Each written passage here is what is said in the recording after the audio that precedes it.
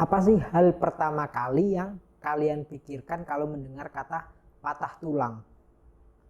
Ortopedi kah atau sangkal putung kah?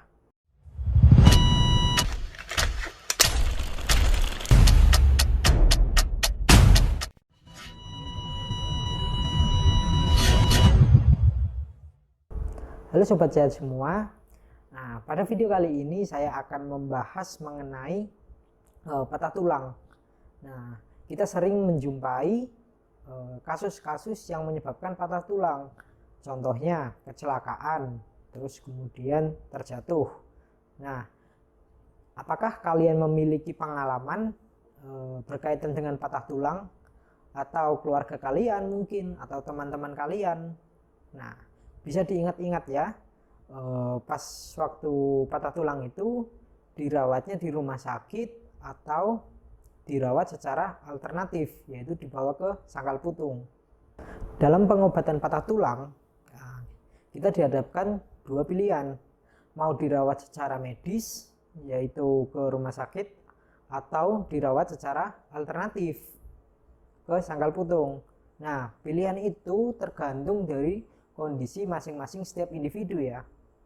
Sebenarnya lebih baik mana sih, ditangani secara medis atau secara alternatif ya? Nah, daripada bingung, lebih baik kita simak dalam video berikut ini ya.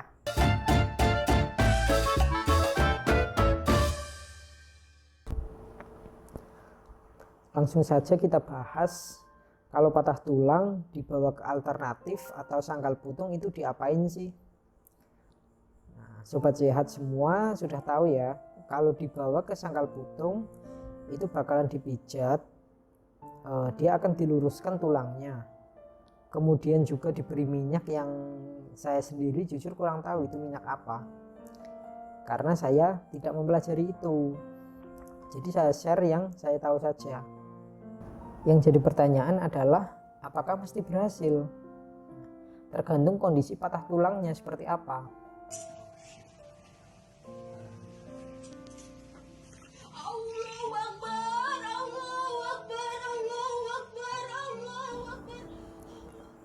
Apakah nyeri atau sakit? Saya yakin pasti nyeri dan sakit, karena saya tidak yakin mereka ada obat bius atau anestesi. Bayangkan bentuk patahannya seperti itu. Mau dipijat bagaimanapun bakalan susah untuk baliknya. Bahkan senior saya, seorang dokter ortopedi, beliau mengakui agak kesusahan jika patahannya di bagian paha untuk membalikan ke posisi semula. Apalagi kalau patahnya seperti ini, sudah hancur lebur. Nah, gimana mau nata dari luar dengan cara dipijat? Kita logika aja udah susah. Akibatnya apa jika dipaksain? Nah, akibatnya ada yang namanya malunion. Nah, malunion ini apa? Malunion ini tulangnya nyambung, tapi posisinya salah. Nah, kalau kita lihat dalam video ini kan, ini tulangnya nyambung tapi tumpang tindih. Nah, efeknya apa sih kalau nyambung tumpang tindih? Nah, jika di kaki ini maka kiri kanan itu panjangnya akan beda. Kita logika saja, kalau kaki kanan lebih panjang daripada kaki kiri, itu buat jalan kan susah. Tapi kan tetap nyambung. Iya benar, tetap nyambung. Namanya tulang, itu dia punya kemampuan sendiri untuk nyambung. Nah, tergantung posisinya, apakah nyambungnya dengan benar atau nyambung dengan hasil akhir jelek, seperti yang kita lihat tadi itu, yang tumpang tindih. Nah, contoh berikutnya ini ada patah jadi 3 ya. Nah, kita lakukan operasi. Tujuan operasinya untuk apa? Nah, tujuannya hanya untuk menata, dipegang, dikasih pen biar stabil. Ini kita ambil contoh, ada patah di ankle. Nah, namanya alternatif itu dipijat, dikasih minyak, diluruskan. Nggak ada yang salah. namanya juga usaha, tidak ada yang salah kan. Yang bengkok diluruskan itu benar, tapi apakah setelah diluruskan itu posisinya bagus? Minimal harus foto ronsen biar tahu. Kalau sudah bagus, biasanya dia akan goyah. Maka kita perlu untuk pasang pen agar stabil dan posisinya jadi bagus, bukan hanya sekedar lurus atau ngambang dan patahan-patahannya itu masih tercecer. Nah, selanjutnya kita ini lihat darah. Nah, kalau ada darah waktu dipijat, itu artinya apa? Artinya ada luka. Kalau ada luka, ini kemungkinan besar akan terjadi infeksi karena dilakukan tanpa menjaga sterilitas.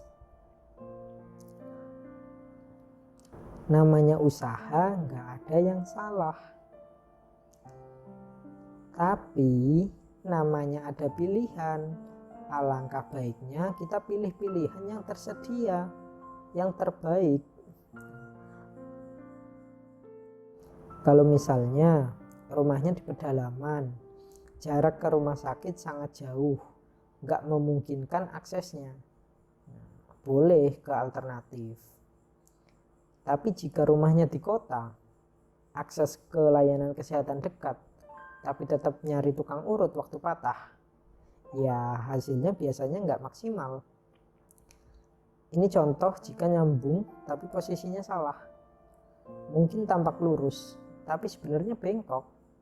Akhirnya gerak tangan jadi terbatas. Nah, yang dirugikan siapa? Ya pasien itu sendiri. Nah, kalau tulang ini dioperasi, hasilnya seperti apa? Nah, kemungkinan besar akan lurus kembali ke posisi semula. Fungsinya juga kembali normal seperti semula. Nah, kita simpulkan, kita bandingkan kembali antara alternatif dan medis.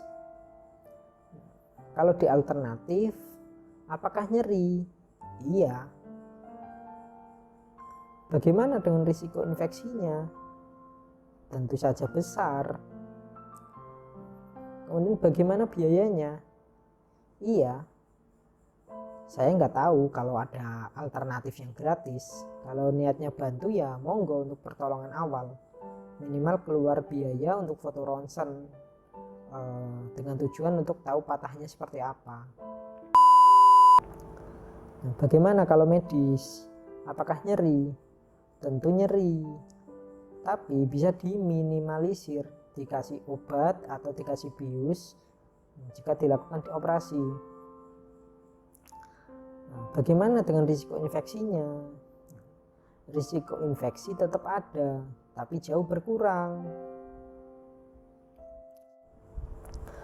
Kemudian biayanya, nah untuk biayanya itu bisa gratis dengan menggunakan jaminan BPJS.